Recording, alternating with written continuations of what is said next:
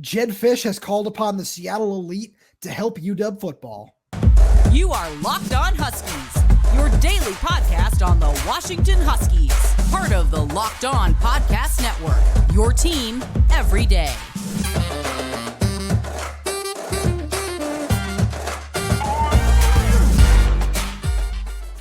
Welcome back into another edition of the Locked On Huskies podcast. I'm Roman Tomashoff. That's Lars Hansen. He writes for Inside the Huskies Fan Nation Sports Illustrated.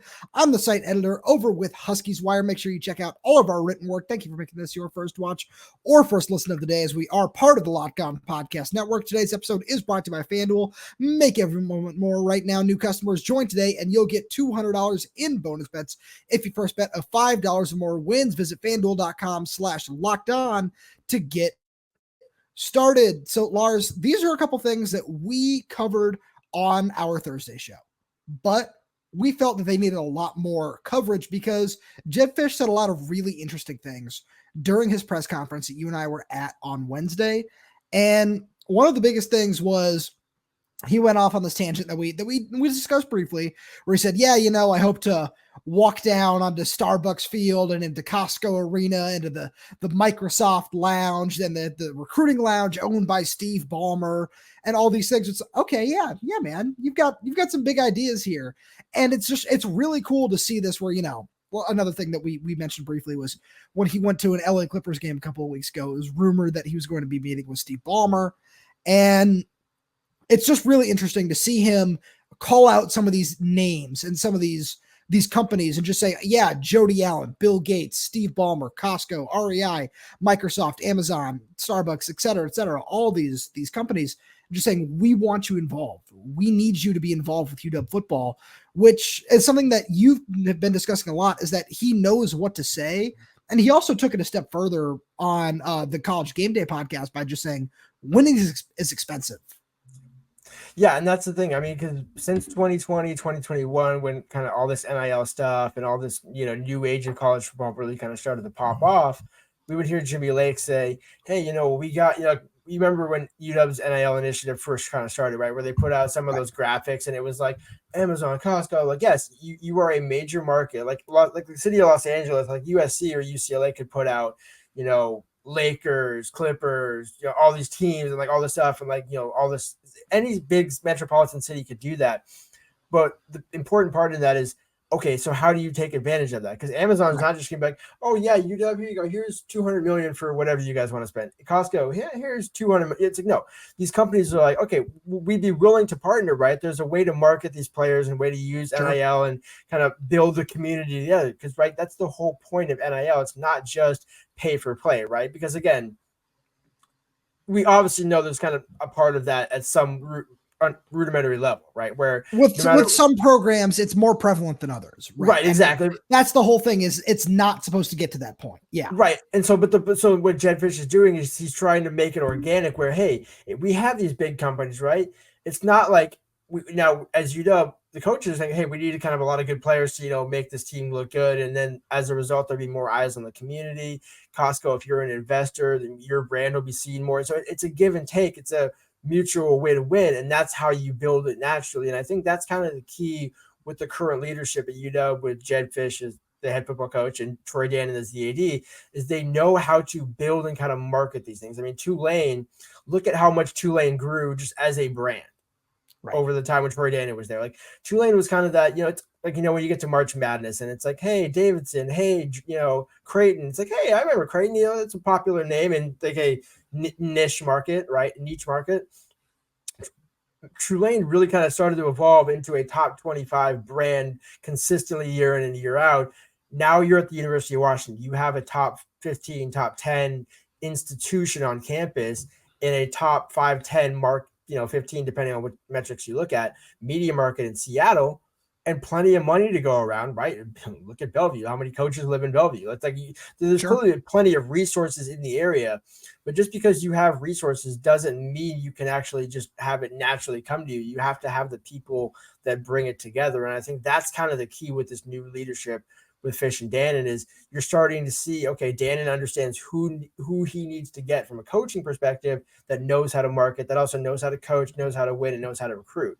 So that's why Jedd Fisch was the perfect candidate. Kalen could get it done on the field, but there wasn't necessarily that like, hey, I'm going to plant my flag here. Yes, my daughter's committed to go to softball here. But other than that, we really haven't planted our roots here. We haven't really made a ton of I'm sure Kalen maybe had some head coaches in, and he certainly did some good things for the program, but it just seems like Jedd Fisch is taking it to a new level. And I think that's kind of the key when you think about UW, not just this year, but in years to come. No, that's a really good point. And that's why I wanted to make sure we tied in the two things of the College Game Day podcast with everything that he said in his press conference, where he said winning is expensive. You need to have the top tier nutrition. You got to have the facilities. You got to have the equipment. You got to have the recruiting. You got to have all these things tied together for a successful football team to be out there. And he again likened it to the NFL and just said, yeah, this college football turns more and more into the NFL every single year with everything that's going on. And that's going to require a lot of money. And when Husky Stadium is sold out, as he said, that's very helpful, but you can still take it a step further than that. There's still more you can do. And that's why having all these resources, and it's something that I feel like a section of Husky fans have been clamoring for a long time, where it's all right, if you can find a way to get these big names involved, it's not like Bill Gates is ever going to just all of a sudden be super invested in UW football. We know he's at the national championship game. We're not saying that all of a sudden, oh yeah, Bill Gates is going to turn into Phil Knight. No, because that's not happening. That's never happening. But if you can just get some buy-in from some of these people and from some of these brands, all of a sudden UW is taken to a level that was never utilized under Chris Peterson, that was never utilized under Jimmy Lake, that Kalen DeBoer had a chance to utilize and had a chance to take that next step with, but chose not to, and chose to go somewhere else for one reason or another. So that's why it's very interesting to see Jedd Fisch not only just recognize that, and obviously it seems to be part of why he decided to take this job, but to just say, all right, I'm here, we're going to do this. We're going to do this full throttle, or we're going to actually say these things and try to push towards the next level of doing this, because like the thing that you need to keep coming back to is Washington was just in the national championship, and having to replace the players is one thing. That's college football. That's always going to happen, especially when you look at all the guys that went to the draft from this team. But when you have to replace your head coach, you have to do all these extra things on top of that. Getting some kind of buy-in from the city itself, and it's something that a friend of mine pointed out during Washington's run to the national championship, when they were all heading down there on the little send-off that UW put together for the team. They said, this is available to Washington Athletics anytime that they want it. And this is Jedd Fisch saying, this is what we want. This is what we need. How can we continue to turn this up and take it to the next level? Exactly. I think it's what we're saying is it's almost like Kalen DeBoer. Chris Peterson kind of laid the foundation. Kalen DeBoer took it a little step further, but really, like last year showed, like, hey, Washington in this new age of college football can compete for a national championship. Like that was always the question, right? Chris Peterson got him close, right? You got back to the Rose Bowl in 2018 against Ohio State, but you lost. Got back to the Fiesta Bowl, lost, to Penn State, right? Now you didn't get blown out, right? You didn't get eviscerated, but also It's kind of like, okay, now you clearly just went from a 7-8 win team. And again, this is, with all due respect, you're coming from a program that at one point in the last, in this century, won 0 games, right? So it's still that's why it's been a slow, continual build back up. Sark got him up, then Peterson took it next. Then again, we just kind of omit the 2020, 21, whatever that was, because that was aside from the COVID year itself, that was kind of just an unorthodox situation. Yeah, but it showed that UW truly actually can compete for a national championship in this new era. And that's why they moved to the Big Ten, right? It's like, hey, we realize that we actually can do this. We're not just kind of blindly believing our own faith and ending up winning 7-8 games a year, right? So coaches and the coaches that put in the work, now the fans and everybody else around that kind of need to prove, hey, consistently we can do this as well. Exactly. And that's why he wants this cash infusion to just say, all right, we're at the Big Ten. We're willing to make that investment. Now, if you guys are willing to help us out it's a win for everybody. But Lars, with that being said, let's move into one of the other interesting comments that he had about the coaching Mount Rushmore.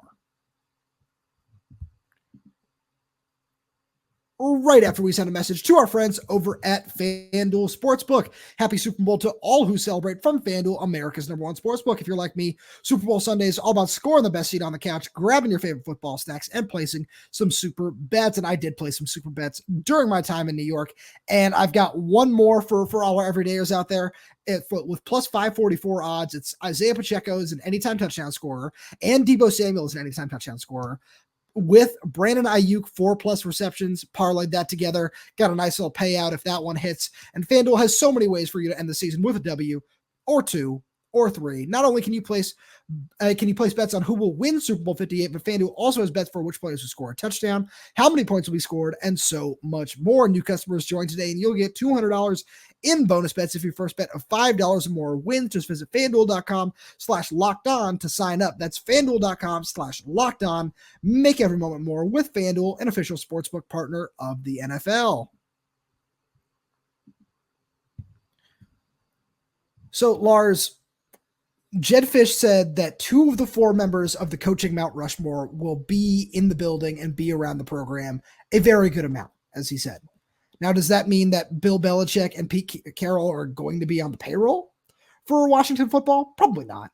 But as we discussed yesterday, having these 2 guys and just having that opportunity to just not only show recruits, but to show guys on the team, show guys in the transfer portal, because you know that they're still going to need offensive linemen, which we're going to get to in a little bit.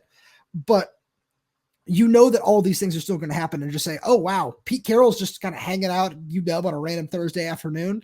This is really cool. Let me go pick his brain. Let me do a little bit of that for a little while. Having those kinds of opportunities just seems to be one of the reasons that he really wanted to take this job. And it's really cool to see that, he hired Brennan Carroll a while back. And bringing in Steve Belichick, these all help. Those were absolutely not the primary reasons that those guys got the jobs. They got the jobs based on their own merit, as he said. But you'd be lying to say that he wasn't also thinking about the added benefit of having these guys around, because it has to play a factor at some point, right? Exactly. I mean, I think that's kind of what we're saying, is it's not like, and I think that's kind of the key distinction where we said, hey, they're going to be walking around often. Like, again, he didn't say every day, right? So I think that's where we answer the payroll question. It's like, okay, if they were there every day, they'd be on payroll. But it's more or less just who's around your program, right?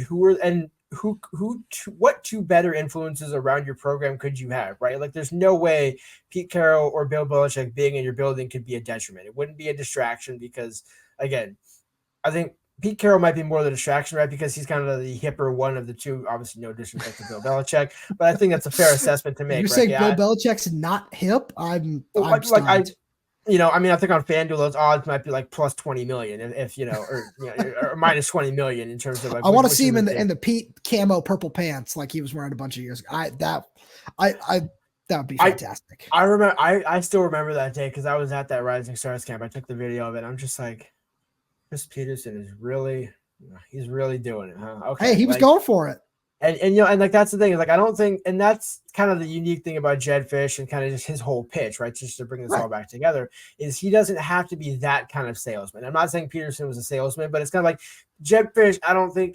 If he wears the camo pants, because, I don't know if DeBoer did, but I feel like he definitely didn't. But like, I feel like, there's other coaches that, kind of like every now and then, maybe at a spring practice, it's like, oh, wow, he's wearing some interesting camo going on over there. I think it's more about the authenticity of it. And that's why he's saying, hey, you know what, these 2 guys are going to be around pretty often. And why would you, if you're a player, right, especially on defense, why would you not want to be around that? Think about the transfer of Anthony and Isaiah Ward, where Anthony Ward, Bobby Wagner, the cousin, he still lives in the area, or I believe he does. He's certainly still around the community a significant amount. So having that kind of relationship as well, you don't think Pete might bring in Bobby to talk to the linebackers one day, or and whoever. And again, they don't have a linebackers coach, so like, I think that's kind of the whole point of this. Is I'm not saying the linebackers coach doesn't matter, but it's one of those. Okay, I'm bringing in Steve Belichick to implement an NFL defense, right? Kind of like Jesse Minter and Mike McDonald when they were at Michigan. Hey, we're going to bring an NFL defense and implement. And then if we bounce back to the NFL, so be it. Because look at Michigan. whoever's running that defense, as long as it's the same scheme and you're getting the elite players to play in that scheme, that's the winning recipe. And that's basically what Fisch has said. We got the coaches, we know how to develop them, and we got the right, guys coming in from the NFL to say, hey, this is kind of the cherry on top, right? And you still have two secondary coaches, but John Richardson's kind of the ace recruiter. I think Vinny Sunseri is going to be a pretty decent recruiter as well once he gets his foot wet. But imagine pairing NFL player, former Alabama linebacker Vinny Sunseri and John Richardson on the recruiting trail. Just imagine those two dudes going up and down the West Coast, or just kind of making flights across. Just think about the amount of recruits that those guys can pull to Washington, and then you add it to a Jedd Fisch is very much a player's coach, is what it sounds like. It's certainly a guy that kind of understands the new age of college football and how to run a program, and so that he's building the winning recipe the right way, and he's doing it also for the long haul, because that's, I think, the kind of what separates him and what Kalen did. Is Kalen was a great X's and O's coach. Jedd Fisch is a great X's and O's coach, but Jedd Fisch understands part of the game that I think Kalen, not that he doesn't understand it, I just don't think it's in his DNA. So the difference between the two, and I'll show you how my brain is putting this all together to tie all these things up. Where Kalen understood the assignment of, especially after 2022. All right, I need to try to find a way to go all in this year. And, you can say what you will about it being right or wrong, because you and I both have our opinions, and that's probably a whole other show. That's kind of what we want to see more of the everydayers in the comments. Just, feel free to sound off about these kinds of things. But Kalen was pushing on last year. He knew what it was all about, and just didn't seem to want to take the Jedd Fisch approach of, all right, we need to go get a top 10 class to sustain this. Where Kalen seemed to understand, all right, the transfer portal can patch holes here, can patch holes there. And, there's something to be said for both models. You can find a way to do that. It's an odd example, but the Dodgers are doing that, where, they do a really good job of drafting guys, developing guys, signing guys, doing all that and building them up. But then, of course, you can go sign Shohei Ohtani, Yoshinobu Yamamoto, and trade for Tyler Glasnow and just say, yeah, we can do that too. You find a way to make it all work. And with Jedd Fisch, that's kind of what he seems to be wanting to do, is build everything up through that high school recruiting and still say, all right, we're going to find ways to go for it, and we're going to find ways to put it all together. And that's what matters in the grand scheme of things, is having those guys on the recruiting trail to do it, where we felt that Kalen and his staff could have gotten to that point in 2025, and it didn't happen. So now we can look at this and see what Jedd Fisch's vision is, where one of the other differences that you notice is Jedd Fisch's vision was implemented very quickly, where Kalen with the guys that he brought in, it was, okay, we see where you're going. We like this, but it took a little while for things to really fall into place in terms of recruiting, in terms of, the roster, even when you go back and think about his very first game against Kent State. Early on, it was, all right, okay, this is coming along. And then it turns on. They score 45 points. They win that game. But it took a little while to build up. And having a support system around you that has done that, with guys like Pete Carroll and Bill Belichick, saying, all right, we've done this for, however many combined years between the two. I'm sure it's in the triple digits at this point. But when you look at that and you say, okay, this is what my vision is. These are some really great mentors that I've had at different points in my career. I want to make sure that they can help me out now too. It all seems to come full circle in that sense. Speaking of full circle, if Andrew Friedman can send somebody from that VP office to Montlake Futures and explain to them how to kind of defer money down the road, man, that would forget whatever coach you want to bring in, forget all that. Almost like the general manager, right? Where it's like, hey, I don't need a great coach. I need a guy that knows how to manage the books at an elite level. Yeah, and and he will make an elite coach. Right. No, that's that again, that's its own conversation. But no, you're right. And that's where a lot of this becomes interesting, is this vision seems to be coming together rather quickly, where you look at it in the first week where it was, there are players leaving left and right. And now we kind of look back at it, and we're going to get to this in a minute, where Washington still needs an offensive line. There are still positions where you need a couple of guys here. You need a couple of guys there. They asked Vincent Holmes to transfer to to move from safety to wide receiver. We're going to get to that too. But it seems to be taking place a lot faster, where Kalen was like, all right, you got to give us some time. You got to trust us. You got to work with us. And clearly it worked, which is good. And it all got to the same point, because we're not saying one is better than the other. We're just comparing the two processes that we've seen. And both of them have a lot of positives, I would say. But Jedd Fisch just seems to, and this is the difference where Kalen was coming from a lower level. It's Jedd Fisch said, I spent so much time in the NFL. I spent so much time doing this. I just have an understanding of what my vision is and how to impact it effectively. And, sorry to all the Arizona fans who've been listening to this and just saying, oh, Jedd's a snake, Jedd's this, Jedd's that. He wasn't going to get that at Arizona. And that's the reason that he made this move happen, was because he didn't have the financial backing or anything from that athletic department and from the resources that he had down there to make it work like he's having up here. And Lars, with that being said, let's take a quick break real fast and we can keep talking.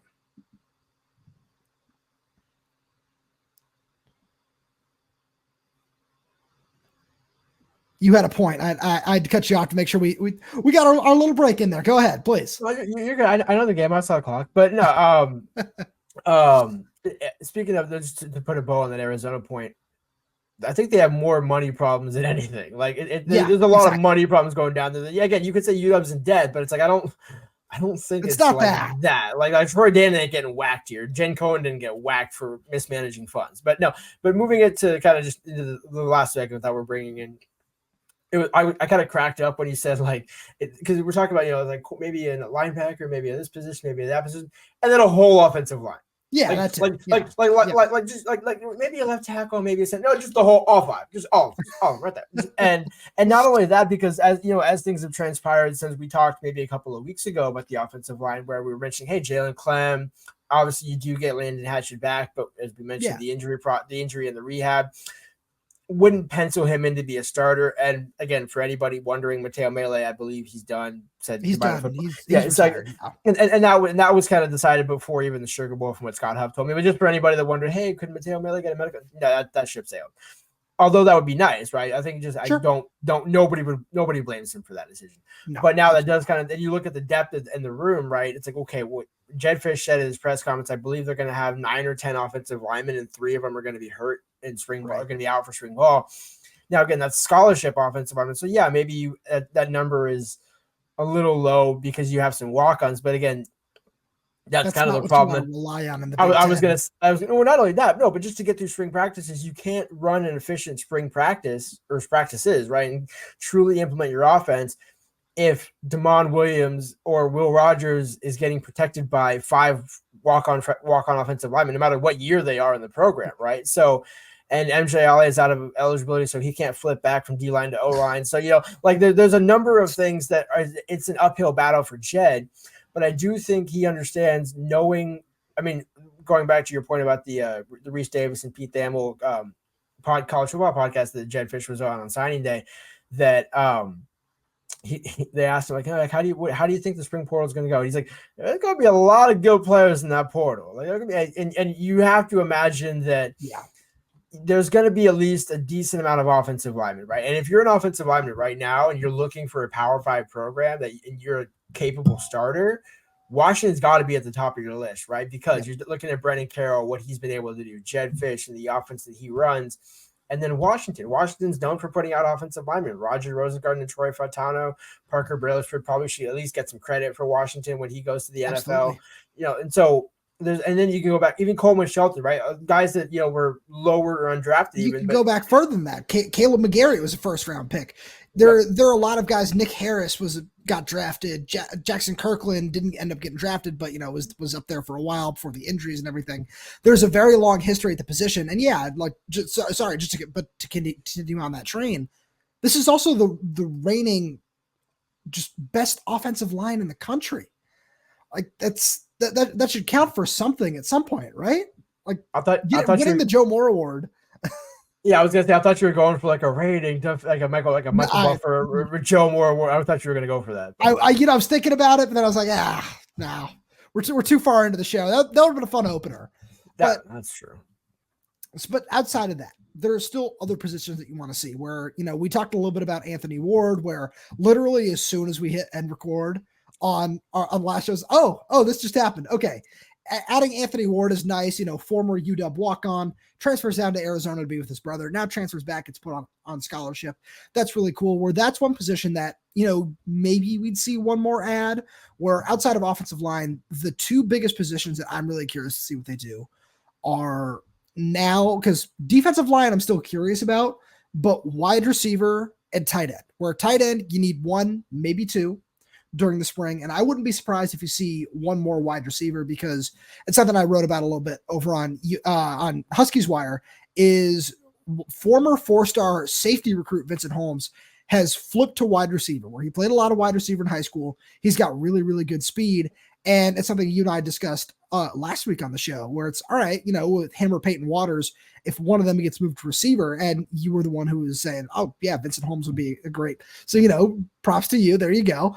But yeah, I'm really curious to see what they'll do there, to see if they bring in one more experienced body, because outside of Giles Jackson and Jeremiah Hunter, I went back and did the math, and all the other receivers in the room have a combined total of, I believe, 9 catches for under 100 yards in their football careers. So there's a lot of inexperience in that room, and getting one more guy is, just in Jedd Fisch's terms, going out in free agency and picking up somebody to just kind of fill that hole and to patch that and just help Will Rogers out a little bit, where, we think Denzel Boston's going to have a great year, but one more guy would be really helpful at the position.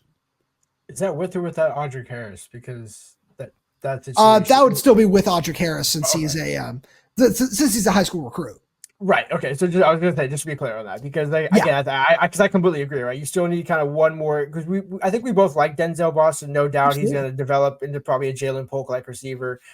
But again, kind of as last year showed, if you can have 3 horses, right? But if you miss one of your horses, kind of can derail some, not derail, right? But it certainly can open the door to derail. Causes problems. Right. And when you're going into the Big Ten, as we've been saying, you need to kind of have as many weapons as possible. And that's kind of what they're doing at running back, right? Where you have Cam Davis and Jonah Coleman, but they still want to add 1 or 2 more guys. And you got Will Nixon and, maybe Sam Adams and Tyrell Rogers and things like that. So it's like, and Daniel Ngata, right? I think he's still on the roster theoretically. Yep. But not theoretically, but so clearly there's a log jam at that position, right? Yeah. So, and so it's going to be even funnier when they do add one more running back. But